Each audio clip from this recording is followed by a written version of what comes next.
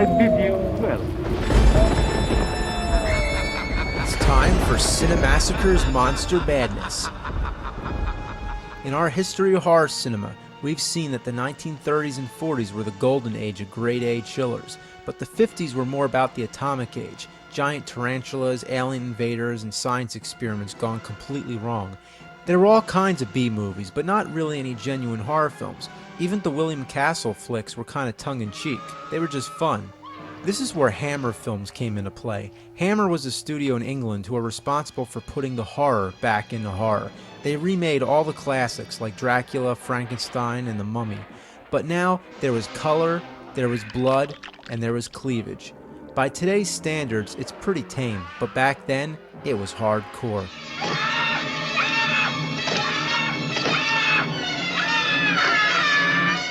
What really put them on the map and made a star out of Christopher Lee was their Dracula series. Horror of Dracula, Dracula Prince of Darkness, Dracula's Risen from the Grave, Taste the Blood of Dracula, Scars of Dracula, Dracula AD 1972, and The Satanic Rites of Dracula. These movies earned Christopher Lee the reputation as being the second best Dracula. Lugosi set the image and the voice, but Lee, he was badass. Look at that face. Try to stab him with a wooden stake, he'll just throw that shit right back at you. And as usual, Dracula sure knows how to get the ladies. Dracula's a pimp. How many ways can a vampire die? Well, if you watch all these movies, you'll find out. He gets sunburned, drowned, stabbed, electrocuted, damn! Dracula gets all fucked up. Parallel to the Dracula series was Hammer's Frankenstein series. Unlike the ones from Universal, which followed the monster as a central character, these ones follow Dr. Victor Frankenstein, who creates a different monster in each movie.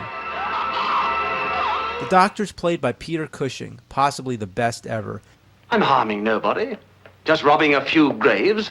Usually Dr. Frankenstein's depicted as being guilty for his creation, an accident, but here, he's just one malicious bastard. Victor, where is this brain to come from?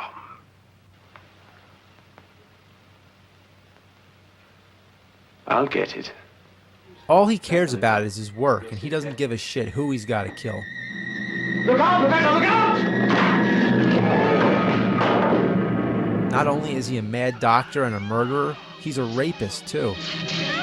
I like the old-fashioned look of his laboratory and just the sense of the crude science that's going on.